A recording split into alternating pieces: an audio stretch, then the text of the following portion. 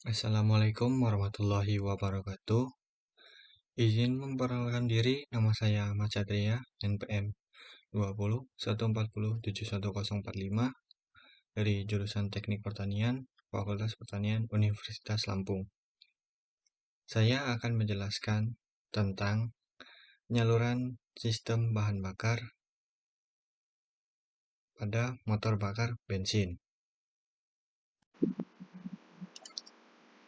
Sebelumnya, saya akan menjelaskan tentang pembakaran. Pembakaran adalah reaksi antara bahan bakar dengan udara yang terjadi pada suhu yang merupakan titik bakar bahan bakar. Dengan demikian, syarat terjadinya pembakaran adalah 1. Adanya bahan bakar, 2. Adanya udara, dan 3. Suhu yang cukup tinggi untuk memulai pembakaran. Pada bahan bakar untuk motor bakar, terdiri atas dua jenis, yaitu bahan bakar cair, minyak bensin dan minyak diesel, dan bahan bakar gas. Pembakaran di dalam silinder dapat berlangsung apabila ketiga syarat pembakaran terpenuhi, di mana bahan bakar yang digunakan harus dalam bentuk gas atau kabut gas melalui proses pengkabutan. Semakin banyak kabut gas yang digunakan dalam pembakaran, maka proses pembakarannya akan berlangsung dengan semakin cepat, sehingga akan semakin tinggi putaran poros engkol yang dihasilkan. Pada motor bensin, proses pengkabutan dilakukan oleh karburator setelah bercampur dengan udara.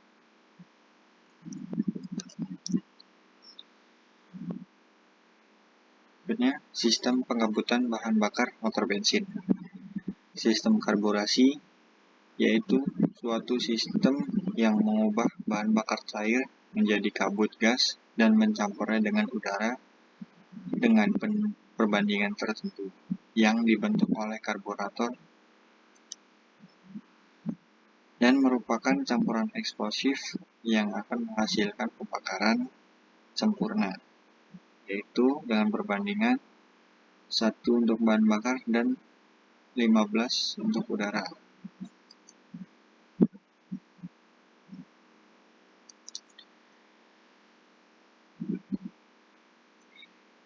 Prinsip kerja pengkabutan bahan bakar motor bensin.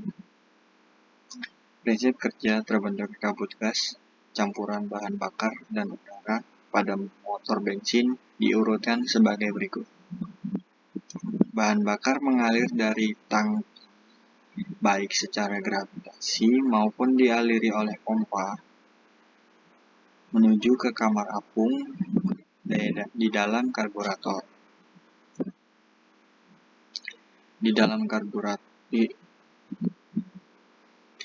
Di dalam kamar apung terdapat pelampung dan jarum penutup sehingga volume bahan bakar yang mengisi kamar apung ditentukan oleh besar kecilnya bukaan jarum penutup yang diatur oleh gerakan pelampung.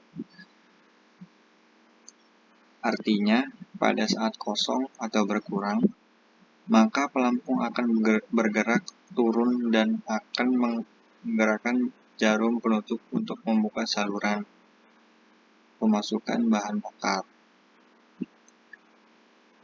Dari kamar apung, saluran bahan bakar diteruskan hingga ke dalam pericik atau pancaran, di mana pada saat di dalam kamar apung terisi penuh bahan bakar, maka tinggi permukaan bahan bakar di dalam kamar apung dan di ujung pericik adalah sama.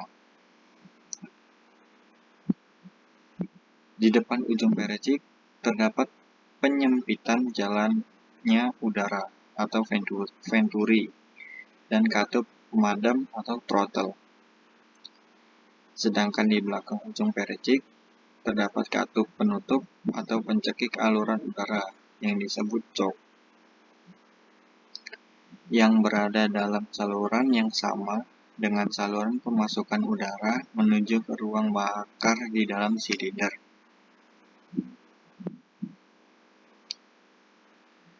Proses pengkabutan terjadi ketika torak bergerak dari titik mati atas ke titik mati bawah pada saat langkah hisap. Gerakan menghisap dari torak tersebut akan menghisap udara dari luar.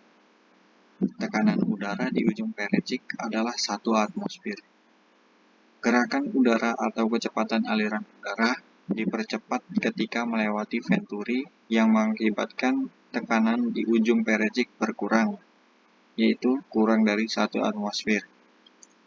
Karena adanya hisapan di ujung pericik, sehingga bahan bakar akan keluar dari ujung pericik dan terjadilah pengkabutan. Banyak sedikitnya kabut gas yang dimasukkan ke dalam ruang bakar di dalam silinder ditentukan oleh besar kecilnya bukaan throttle, yaitu semakin besar bukaan throttle, maka akan semakin banyak kabut gas yang dihisap oleh torak. Sedangkan besar kecilnya perbandingan udara bahan bakar ditentukan oleh besar kecilnya bukaan jok. Umumnya, jok dibuka penuh pada saat motor bensin dioperasikan. Berikut komponen sistem penyaluran bahan bakar motor bensin. Komponen sistem penyaluran bahan bakar motor bensin terdiri atas tangki bahan bakar, keran bahan bakar, saringan bahan bakar, karburator, dan gavoner.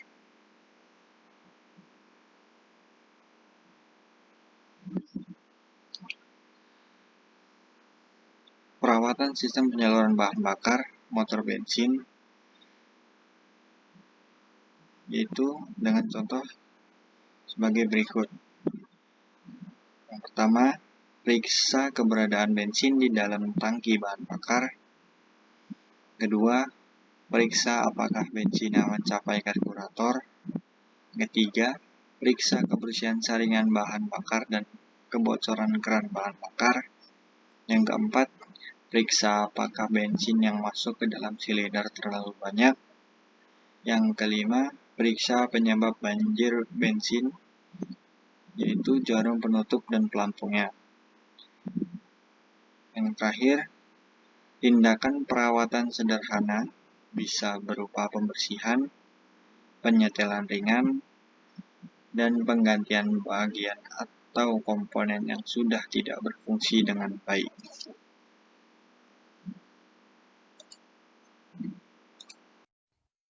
Sekian penjelasan yang dapat saya sampaikan, lebih dan kurangnya mohon maaf.